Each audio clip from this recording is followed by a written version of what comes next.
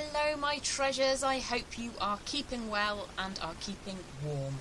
It is really quite chilly and very damp here in the United Kingdom, therefore I'm full of ouches. How have you been? What have you been up to? We are going to be working with the prettiest colour trends scheme today.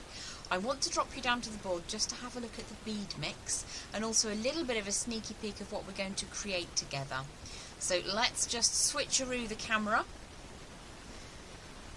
This is what we're going to work towards making today. Little giftable items which you can use as key charms, bag chains, decorative items for the tree, add them onto a festive wreath, just gift them to look after your loved ones. So we're going to make one or two of those today. There's a couple of examples. And the bead mix we're going to use is from Color Trends, and it's the cutest pastel tones. Whilst you're feasting your eyes on this selection of gorgeous beads, let's give that a shimmy. I'm going to press some buttons and see if I can see us broadcasting on the main homepage. Hopefully that will be a true fact and we'll be able to see. Yes, I can see. Happy days. Let's have a look and make sure. Anne is in from California. Welcome to you. Cherie is in. Good morning to you. Happy days. I'm really pleased you're all there with me. Give us a quick wave and tell me what the weather is like where you are in the world today. So Unicorn Bliss is from the Color Trends Bead Mix collection.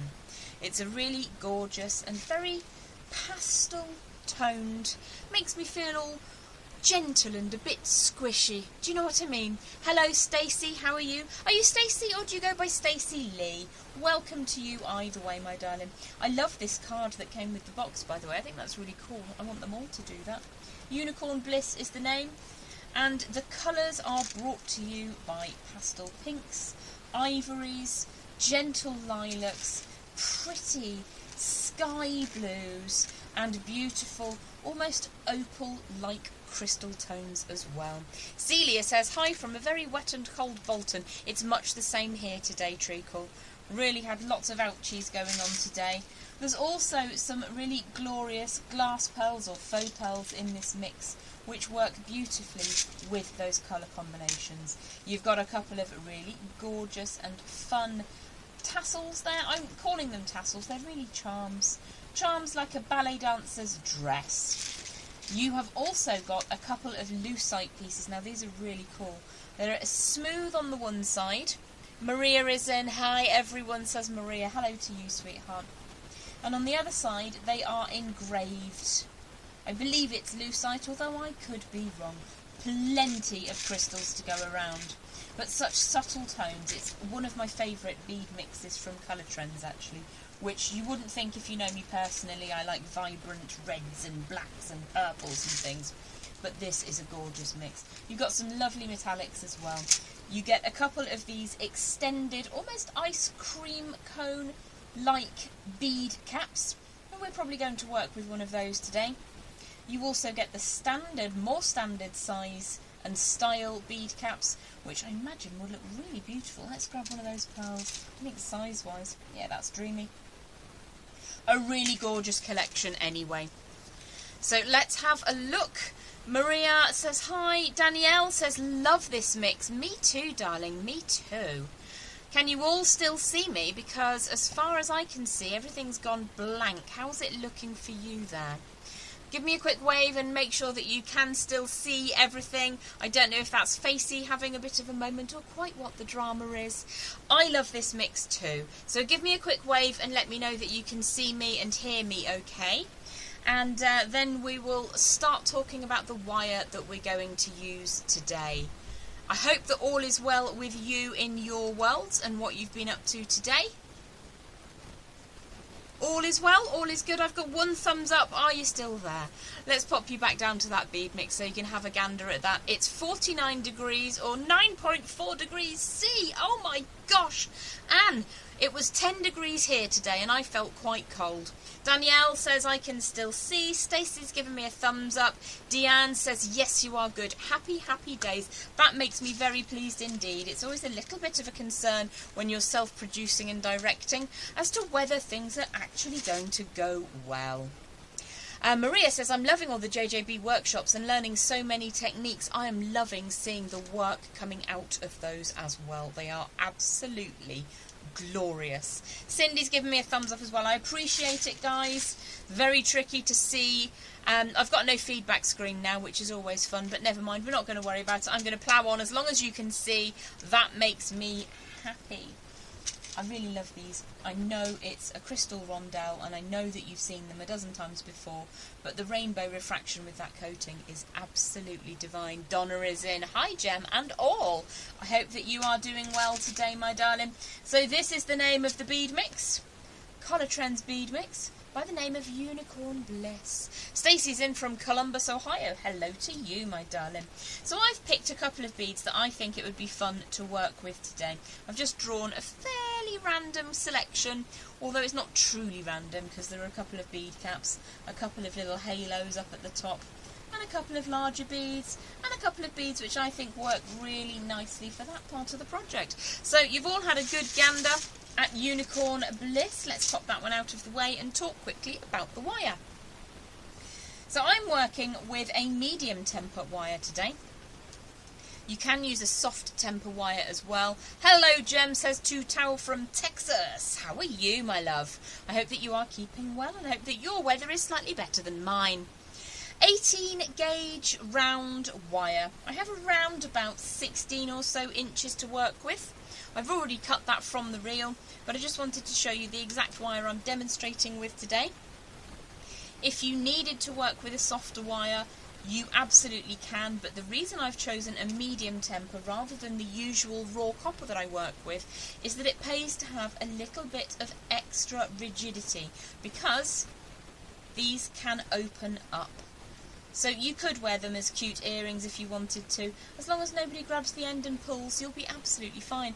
I think of them as decorative items, and I think they're very, very cute. And if you fancied naming them, that would also be quite good fun. So that's the wire I'm working with. I've chosen a Beaded-on silver plated, round wire, 18 gauge, and I have around about 16 inches or so to work with. So let's just grab a hold of that wire.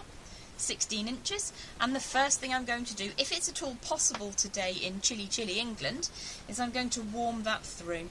So what I tend to do is grab just the very end, and it doesn't matter if I just slightly abrade the very end bit, not a problem at all. I can simply cut that off. What I'm going to do is give that a really good solid warm through.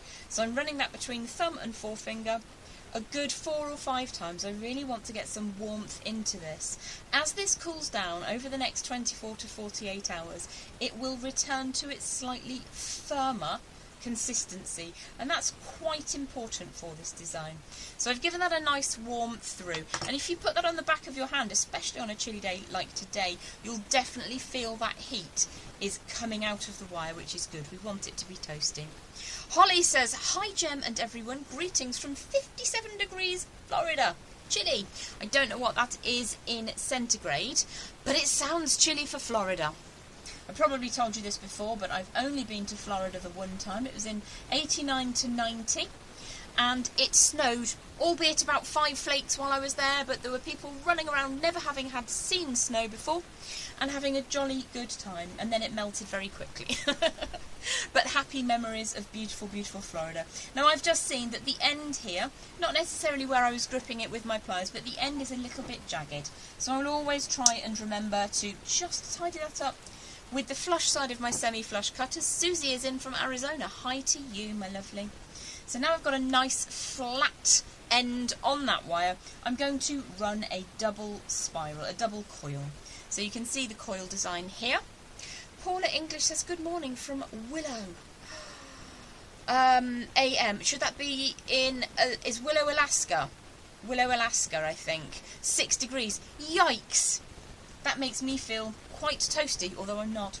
So I'm going to start off quite close to the end of my round nose pliers, and I'm going to create a little bit of a round form. So I'm just going to rotate that round plier away from me, until I get the first start on that circular form. So I'm going to squish that so it's nice and flat, and then continue to create the second section of that spiral around the first. And the best way to get neat spirals is to just go slowly. If you wanted a slightly larger detail down at the bottom, or if you're working with a very large hole bead, you can go for a third circuit if you want. In fact, why don't we do that, and then we can see which ones we like best at the end. We've got plenty of wire to work with, so let's use it. So I'm pushing the coil into the finger of my non-dominant hand, trying to keep that coil as much like a disc as possible, so that's nice and flat. And I've gone once, twice, 3 times around. I'm just going to switch my grip at now so that my dominant side has the long tail of wire. If I put my pliers underneath and just push that disc so that it sits centrally at the base of that long tail of wire. So you've got a nice long straight, and then you've got that disc down at the bottom. This is also a really handy way to generate a quick head pin, or something you can use as a head pin if you don't have one available. So I'm just going to give that a very quick squish to make sure it's nice and solid. I'm going to squish quite firmly over the angle that we just made, because I want to keep that angle nice and solid. So I'm going to give that a really hearty squish, but I'm only going a very short distance up the straight line. That's our core wire, and we're going to be adding a bead onto that in a second. So I've got 3 to choose from. Why don't you guys choose? Whoever gets in first can choose a pink round bead, a pearlized drop bead, or an oval, almost a silvery bead. So round, drop, or oval. You choose. Jessica is in. Hello JJB friends, says Jessica. Hello to you, sweet pea. And how are you today? I hope you're having a beautiful day. Anne was in like Flynn, and she chose the drop bead. Okay, so I'm going to put these other 2 out of the way for now. We might come back to them, we might not. So what we will do then is take the chubby end down towards that circular form. Gosh, everybody chose differently. So the reason I'm sliding that all the way down delicately and just having a look and seeing how that fits. I want that circular disc shape to sit nice and centrally above the disc. So it's key that that straight line comes away at a good angle. You may need to just slide the bead out of the way, drop the bead back into position. I'm actually quite happy with that now. That looks good to me. So the next thing we're going to choose is our bead cap, which is almost like a little skirt or something. So we have got a large filigree skirt, or we have got a round bead cap. Who is going to choose this component for me? Round or triangle? I don't know what to call it. There's a round one or the other one. A large one. So you can, again, you can make the choices for me on this one. The filigree. Anne has got the fastest fingers today. Let's see what that looks like. So I'm taking that with the open side going down over the bead. You can still see enough of the bead, but you might prefer to go for a smaller one, so it's slightly more elevated and you see more of the bead, like this one. But we're going to play with choices. Jessica says, cone, you're in with a win there, my darling. Lizzie says, other one, lol. Thank you for that. Well, at least we all chose the same one. I think it looks quite effective. Good news. So the next thing we're going to do is start by creating what I like to think of as the little wings. They're quite an artistic representation of a fairy or an angel, but I love making them. I've been making these probably longer than I've been making quote-unquote proper wire work, because they're just really easy and really fun, and they're great to gift, and you can make them in 5 minutes. So let's just twist this around into the correct orientation and have a look at it. I really love using fine pointed chain nose pliers. They give me the greatest control over the wire. One of the reasons I choose to use bent chain nose pliers is because I can hold them underneath the design and you can still see quite well how the move is supposed to happen. Of course, now I've got over a foot of wire coming out the top and it's hitting the wall. So what I'm going to do is make sure that the cone, the filigree cone, is sitting in the correct orientation and it's sat down where I want it to sit on that bead. What I want to do now is choose a right angle. It doesn't matter if you go left or right first. So what we do need to do is to protect the bead. So I think what I might do is just actually twist the bead assembly so that I can lift that up and away from the wall. So we've just turned left or right, it doesn't matter. These are double-sided. One side is always going to look slightly prettier from where you finish off that wrap on the wrapped loop at the top, but they are indeed double-sided, so it doesn't really matter. So once you've got that right angle, we actually need to make that a little bit stronger. I tend to do that by hand. I don't want to put too much pressure on the cone, and I don't want to put too much pressure on the bead, so I'm just drawing that down carefully. And if you look at this as if it was flat, it's not a very, very sharp angle, it's quite gently, it's probably only about 10 or 15 degrees away from that right turn or left turn that we made from that straight line. So once you've got that straight line coming down slightly, you can go for as many or as few of these little ripples as you like. What you need to do is estimate how long you want that wing section to be. Now you can make your life simpler by drawing this out on a piece of paper first. If you draw it on a piece of paper, you can do one side and then you can fold it in half and trace through, and in that way you'll get two identical wing sections. Or if you just trace it on one side, you can turn the assembly over and use the same wing to just kind of trace around. So I'm going to, as ever, wing it. Do you see what I did there? It's a good job I'm not a one-woman show, because I would be just one person on a stage laughing at my own jokes. So you can also, of course, use a ruler if you want to, but I am just going to bring the wire back at the distance I think is correct. So I'm going to push that wire over just to show you there's still a lot of wire up here that I'm working with. So if you hear it clock into something, it's just my microphone stand or something similar to that.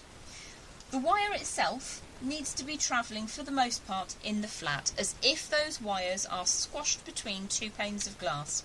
The only time we're going to do anything extra to that really is when we do that little wrapped loop up at the top. Even so, the loop is still in the same orientation, still in the flat as it were, and that just keeps everything nice and neat and helps with the aesthetic of the design. So I'm just going to pinch that ever so gently. It's a bit of a hairpin that we've created. I quite like having these with 3 or 5 little bits on the end, and I think probably 3 is enough for today. But you can change the number of little feathers on the end if you want to. I'm going to show you something different as well. With these, all of them are the same length. What I'm going to do with this one is make the central one just slightly longer, just a little bit longer. So what I'm going to do is push that back out again. If I pinch that super firmly and push the wire around, again it's hitting the microphone stand, sorry, and that's coming back out again. So we're just doing a series of very, very sharp bends, S-bends, and I'm just going to ever so gently draw those together. I don't want to squash them so that they're flat. I know that a lot of my designs do that, but we're not doing that today. So let's just give that another little ripple, as it were. This central one I'm going to make ever so slightly longer. Bring that back around. Just tighten that up by hand, keep everything in the flat. You can give that a little bit of a squish to draw things together if you want to.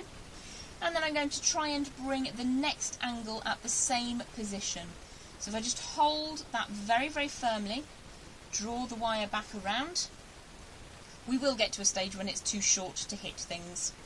Give that a bit of a squish, and you can see that we're just making a series of hairpin bends or S-bends. In fact, instead of making the central one the longest one, I might make the top one the longest one, but you can play around with this to your heart's content.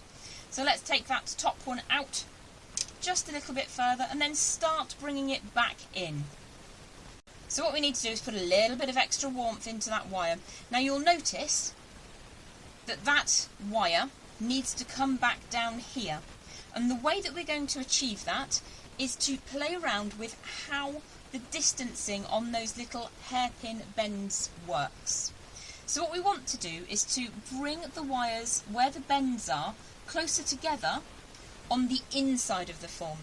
So if you imagine that's the outside of the form, and this is the inside of the form. If we start tightening these bends up, like so, that wire just magically comes back to that central line, that nexus point. So it's not difficult to do at all. You just tighten up the inner ones. If you need to slightly bring the outer ones apart, you can grip that and just draw it over. Tighten those inner ones up, and you have brought your long tail of wire all the way back to that central point. Now we want to keep the wire moving down, but what we're looking for is to have this distance the same as where we're about to measure here. We're about to bring this wire back around in another one of those hairpin or very, very tight bends, like so. So if I grip a hold of this for a second, what you can do is take a ruler and measure that distance. We can have a quick look actually and see if there's anything I've got that's useful to measure. Not really, so I'm just going to eyeball it. So what I'm going to do is push up like so. And if that looks about right, then we can continue. I think it might be just ever so slightly longer, but I'm not going to worry about it. You can literally use a ruler and measure that to get it correctly.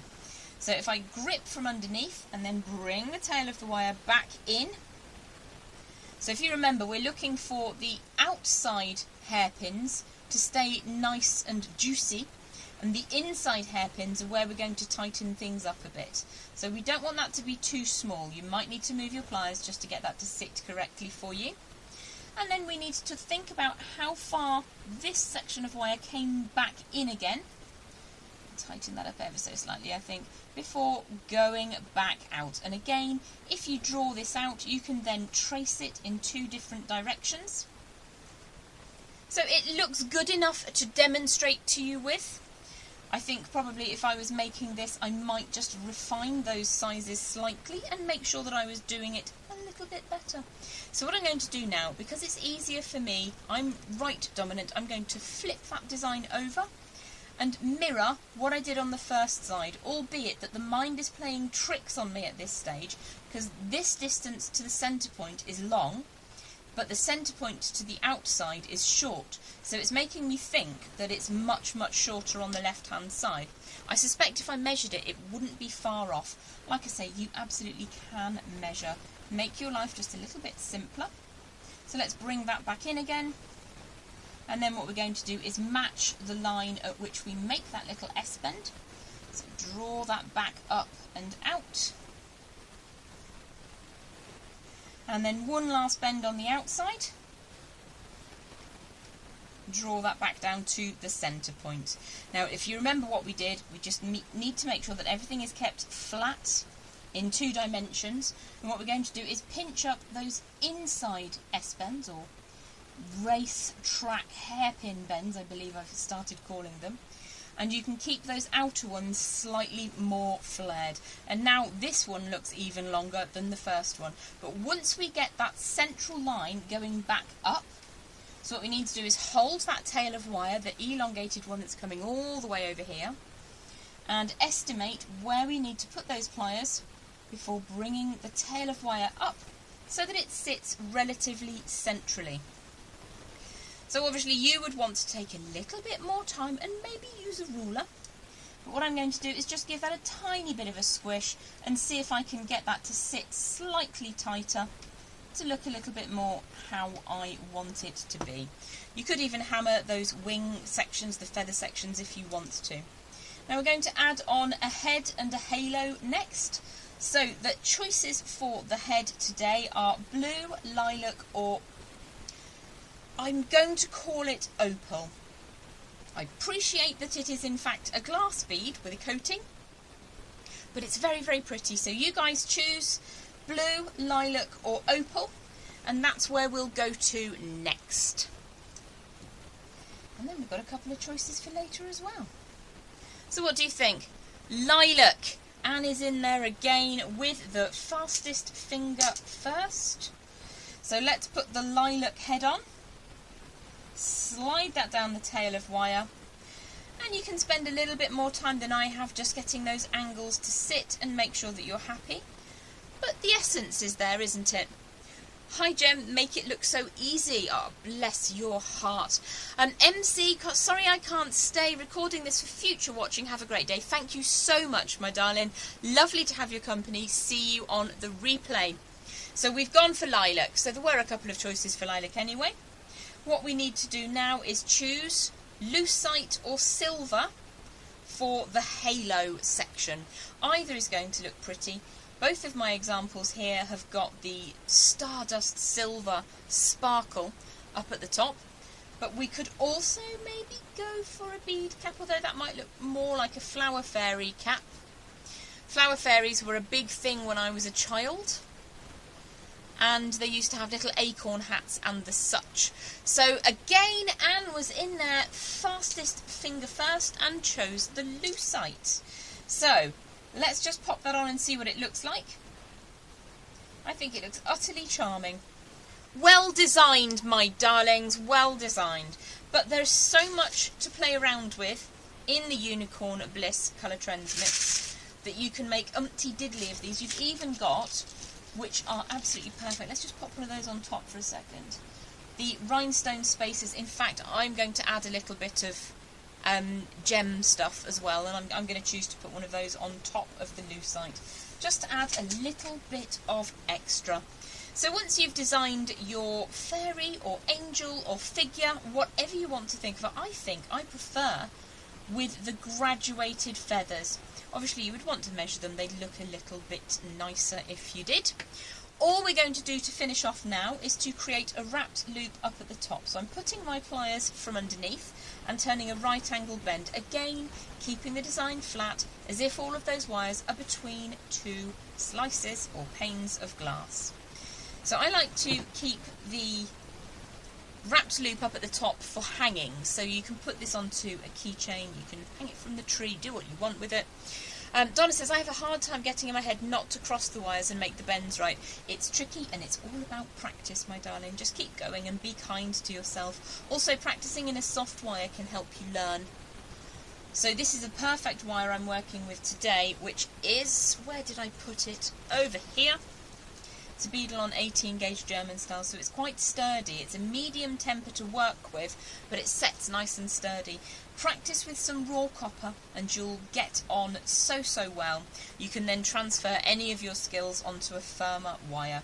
So if I just make sure that that stack of beads at the top is all sat nice and neatly, I'm then going to put in a good size round loop. You could use your bail making pliers, you could even use your memory wire pliers.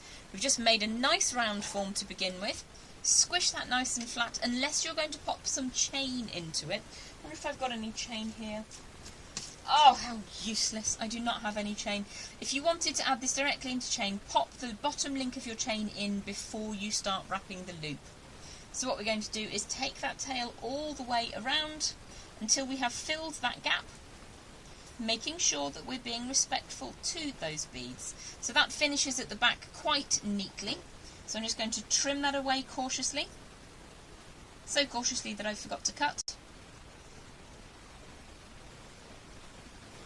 Let's get those snips right in, and I've still got 1.5 inches to 2 inches of spare wire, which I will find uses for. Don't you fret.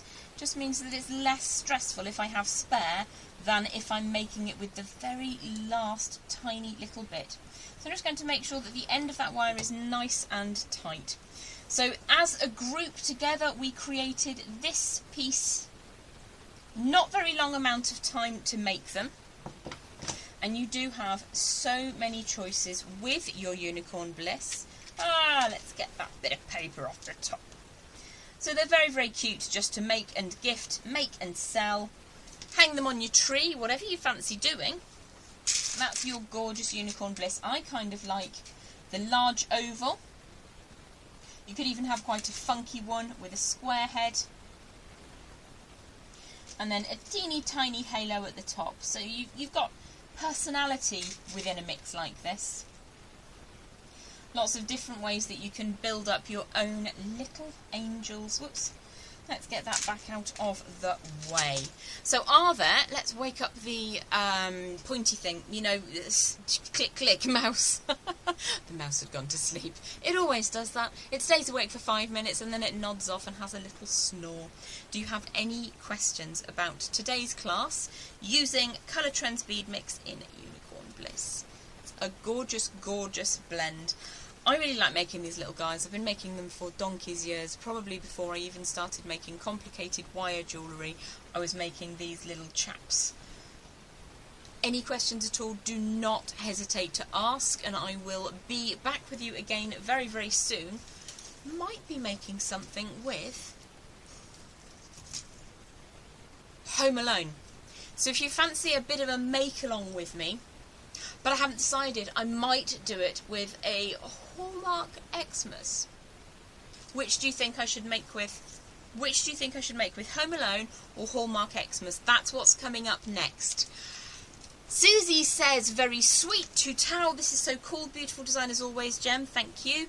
Stephanie Marie, I'm sorry I'm so late. I like what I've seen so far. We're always here on Replay Cherub. It's lovely to have your company. Cherie says, thank you, Jem. Lovely show. Anne says, love your necklace. Is there a tutorial coming? Hopefully, if I'm awake long enough, this will be coming out on Sunday. Thank you very much for that. Hallmark. I've got to vote for Hallmark.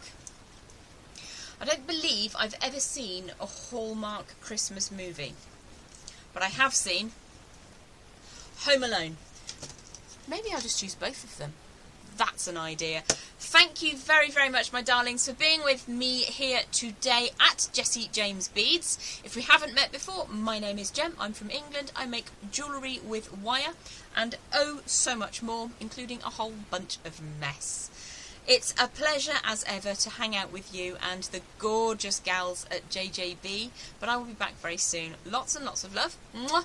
Enjoy the rest of your day. Bye for now.